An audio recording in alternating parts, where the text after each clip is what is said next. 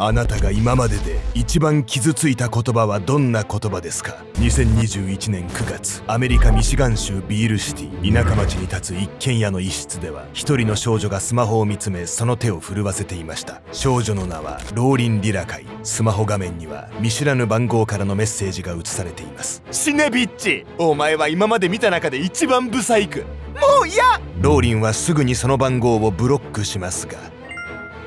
こないだあんたの彼氏とセックスしたわ。彼氏はあんたのこと嫌いだってさ。女はすぐにまた別の番号からメッセージを送ってきます。ローリンの身近にいる人物であることを示唆し、彼氏との仲を引き裂こうとするその女のメッセージは多い日で1日50通も届き続けていました。そしてその送り主は1日50通も届き続ける少女への不穏なメッセージ。少女と恋人の仲を引き裂こうとするその女の目的とは、女は他人を陥れることでしか満たされない歪んだ欲望にとらわれていたんです。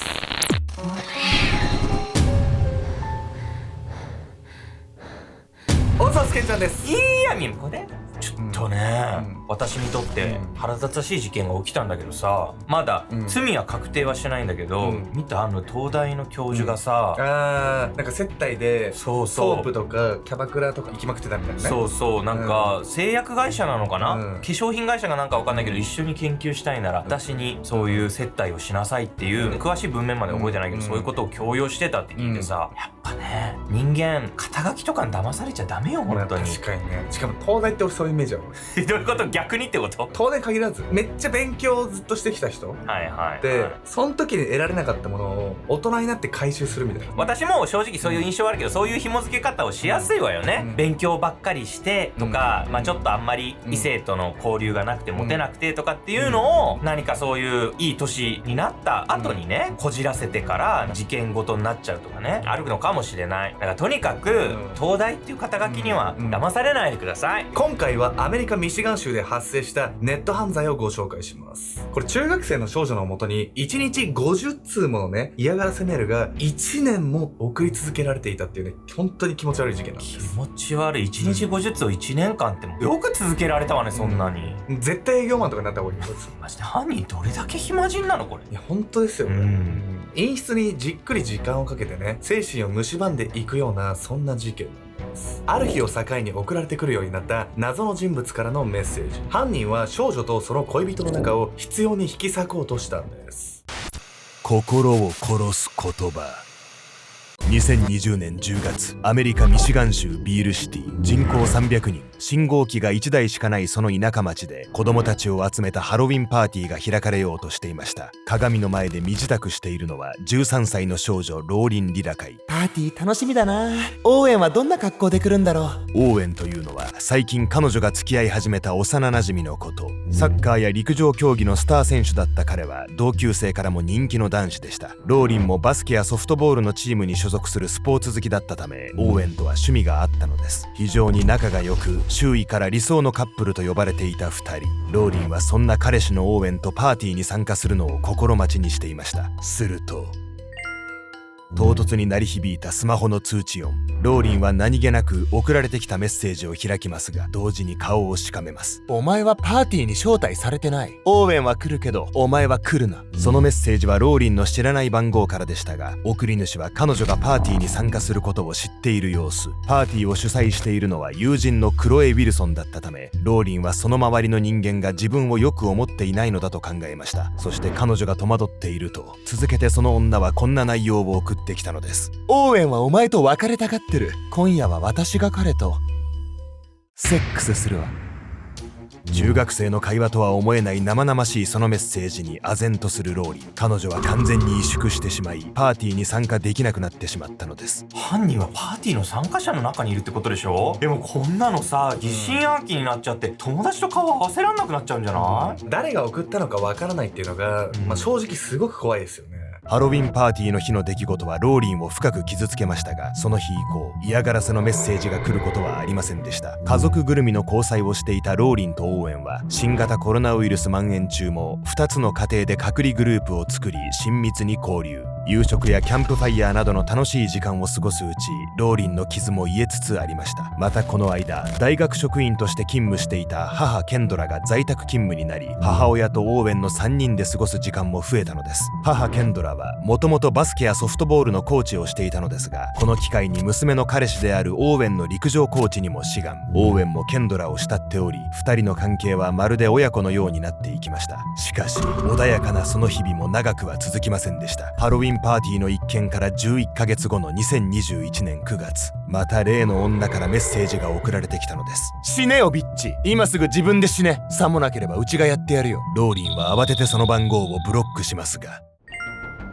死ね、お前が死ねばオーウェンの人生はもっと良くなる。何度ブロックしても女はまた違う電話番号からメッセージを送ってくるのです。その日以降、女からは少ない日で12通、多い日で50通ものメッセージが毎日送られてくるように。ゴミ、生きてる意味がない、今まで見た中で一番ブサイクなどの暴言の数々。さらにローリンがレギンスを履いて出かけた際には、なんだよその格好、拒食症女の貧相な尻なんて誰も見たくねえんだよ。そうやってどこかで監視していることを示唆するメッセージも。そしてどうやらその女の狙いはローリンと恋人のオーウェンを別れさせることのよう。こないだオーウェンと寝たわ、彼は私の方がいいみたい。女はメッセージの中でたびたびオーウェンの浮気や彼との性的関係を匂わせたのです。いつも近くで見られてるってのが気持ち悪いわよ。これは犯人はオーウェンのことが好きで、それと付き合ってるローリンのことを逆恨みしてるみたいなこと？その可能性はありそうですよね。そして深く傷ついたねローリンを前に母親はどう動くんでしょうか。犯人探し。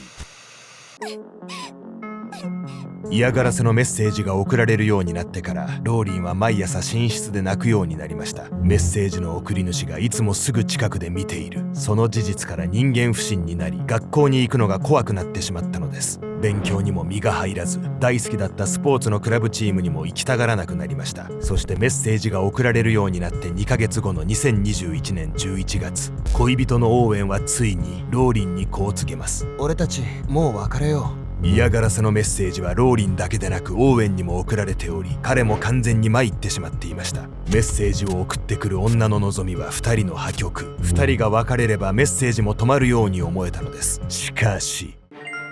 オーウェンは私を選んだ。早く死ねよ。女からのメッセージは別れた後も止まらず、むしろより脅迫めいたものに。追い詰められたローリンはここで初めて嫌がらせを受けていることを母親のケンドラに伝えるのです。ケンドラはローリンを強く抱きしめ言いました。これから送られてきたメッセージは全てママに転送しなさい。母ケンドラはそこから娘のために奔走しました。ローリンから転送された数千件の嫌がらせメッセージを全てプリントアウトして学校と警察に提出。さらに学校をたびたび訪れてはいじめの防止策を提案しました。学校にスマホを持ち込めるからこんないじめが起こると思うんです。スマホが使えないように禁止するか、せめてロッカーにしまっておくようにはできませんか。もうこれ大人がさ、これぐらい介入しないと解決できない話だと思うわよ。それがね、母ケンドラのやったことっていうのは状況をね、ややこしくしただけだと思います。娘のために走り回る中で、母ケンドラはある人物を犯人と疑うようになりました。クロエが犯人だと思うんです。犯人はあの子がよく使うスラングを使ってますし、それにバスケで12点取ったっていうこのメッセージ、あの日の試合で12点を取ったのはクロエだけなんです。ケンドラが指摘したのは、メッセージの女がよく使うブラーというスラング。日本語で言うところのはぁと呆れた様子を表すこの言葉は、ローリンの友人クロエ・ウィルソンの口癖だったのです。皆さんもすでにお気づきかもしれませんが、クロエは最初にメッセージが送られてきた日に行われたハロウィンパーティーの主催者。犯人がローリンにお前は招待されていないと送ってきたことも踏まえて怪しい人物ではありました。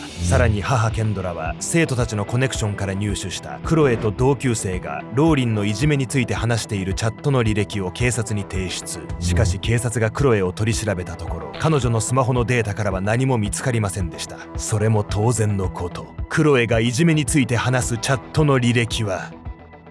母ケンドラが捏造したものだから。この後もケンドラはローリンに振られた男子やバスケのチームメイト、さらにはオーウェンのいとこまで具体的に名前を挙げて嫌疑をかけました。なりふり構わないその様子からもわかるように、ローリンに嫌がらせをしていた犯人の正体は、敵はすぐそばに。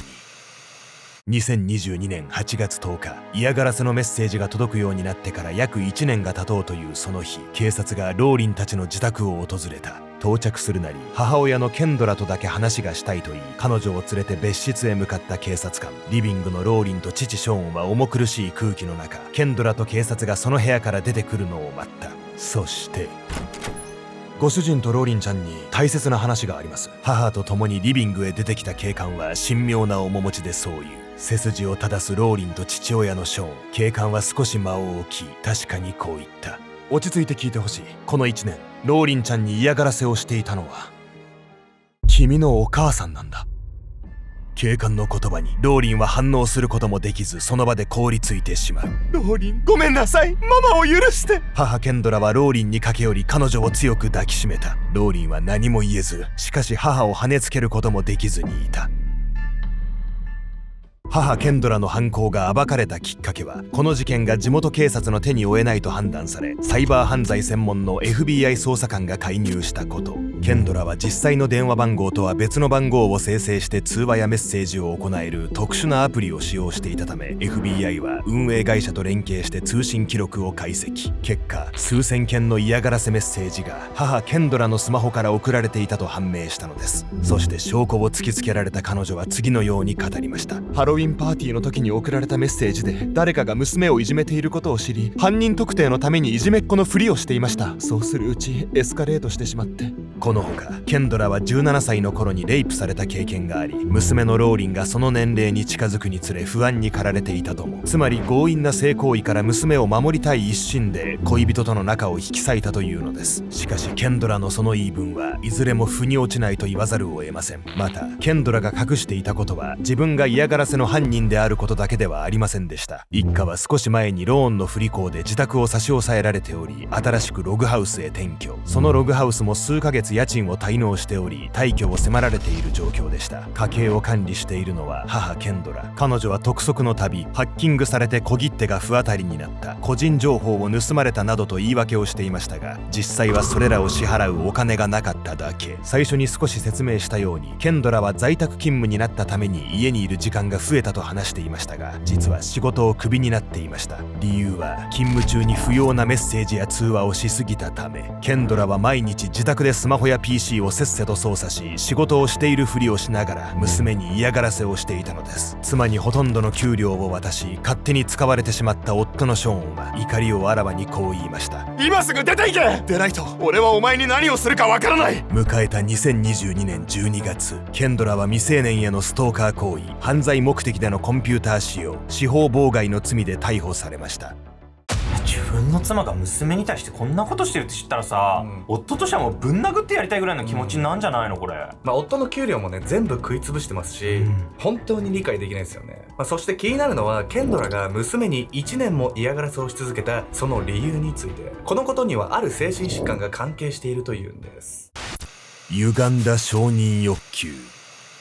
ローリンと恋人のオーエンはその仲睦まじさから周囲から理想のカップルと呼ばれていました。しかしその評判の一部は実は母ケンドラが作り出したもの。早く抱き合いなさい。もっと幸せそうに笑って。そう言って2人にスマホのカメラを向けるケンドラ。ローリンの SNS は母親によって演出された作り物の青春で彩られていきました。そして娘たちが理想のカップルだと言われれば、まるで自分の手柄かのように周囲の保護者に自慢して回るケンドラ。そう母ケンドラは娘のローリンを操り、彼女が褒められることで承認欲求を満たしていました。そこからローリンに嫌がらせをしたのは、かわいそうな娘を守るために奔走する母を演じ称賛されたいがため、ケンドラはデジタル代理ミュンヒハウゼン症候群の状態にあったと考えられるのです。また長い病名が出てきた。何これ。そうなんですよ。というわけで本日のメトラーキーワード、デジタル代理ミュンヒハウゼン症候群について。代理ミュンヒハウゼン症候群とは、子供に毒を持ったり不要な治療を受けさせたりして献身的に看病する親を演じ、周囲から称賛を得ようとする精神疾患。対するデジタル代理ミュンヒハウゼン症候群は SNS などを通じてこの自作自演を行い称賛を得ようとする状態を指します。ケンドラの場合は子供をネットいじめの被害者にし、傷ついた娘を支える献身的な母を演じて承認欲求を満たしていました。代理ミュンヒハウゼン症候群の原因は、幼少期の虐待や自尊心の低さなど複数の要因が複雑に絡み合っているとと言います。ケンドラがローリンに対して浴びせた拒食症、貧相なお尻などの罵声は、実は彼女自身がコンプレックスに思っていたこと。また彼女は若い頃にレイプされたトラウマがあり、その経験も自尊心の低さにつながった可能性があります。自らの人生の不満を華やかな学校生活を送る娘にぶつけ、さらに自分は良き母を演じることで自尊心の低さを補おうとしたと考えられるのです。母ケンドラのいとこの証言によると、彼女は昔から注目されたい欲求が強かったといいます。バスケのコーチをしていた彼女は生徒から慕われていましたが、それは生徒たちの噂話にも積極的に加わっていたため、ケンドラはあらゆるシチュエーションで自分が話題の中心にいないと気が済まないのです。そして人から注目されたい欲求は娘の彼氏であるオーウェンにも向けられました。娘とオーウェンと3人で過ごすことが多かった母ケンドラ。彼女は美少年のオーウェンと過ごすうち、彼に気に入られたくてたまらなくなりました。おそらくケンドラはオーウェンに性的興奮を覚えていたのです。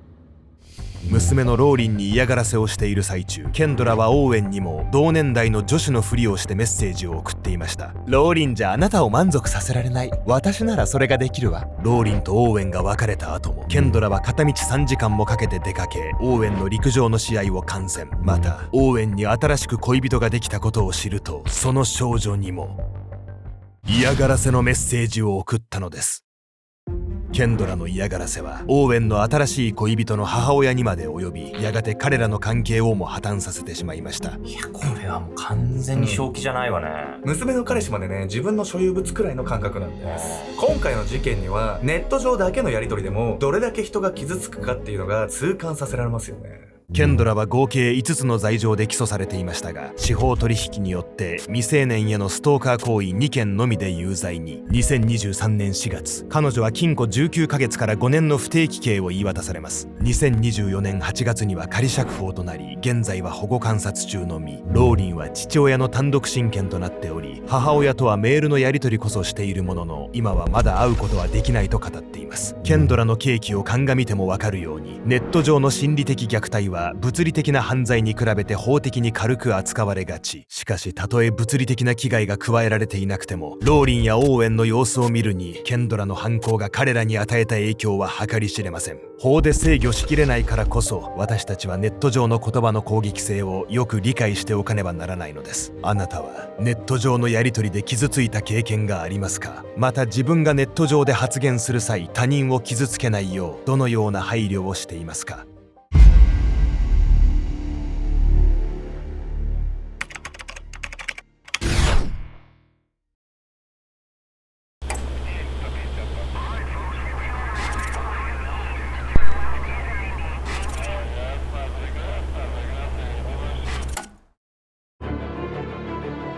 あなたには一生後悔し続けるであろう過去はありますか？2007年9月17日、マレーシアセランゴール州プタリンジャヤ。朝、一人の男性が自分の店の付近に妙なものが落ちているのに気づきました。それは青と黒の大きなスポーツバッグ。とはいえ、この店舗があるのは大通り沿い。周辺に不要品を投げ捨てていく人も珍しくありません。男性はまたそういったゴミだろうと思い片付けようとします。しかし、やけに重いな。不自然な重さに違和感を抱いたチェンは恐る恐る中身を確かめます。その中にあったのは胎児のように体を折り曲げられて押し込まれた子供の遺体。その身元はすぐに行方不明で捜索中だった8歳の少女だと判明します。ただし彼女が行方不明になったのは27日も前のことだったのです。スポーツバッグの中から遺体で発見された8歳の少女。幼い少女を誘拐、監禁、暴行した犯人たちの正体とは。娘を失った両親をその後さらに苦しめたのは心ない市民からのいたずらだったんです。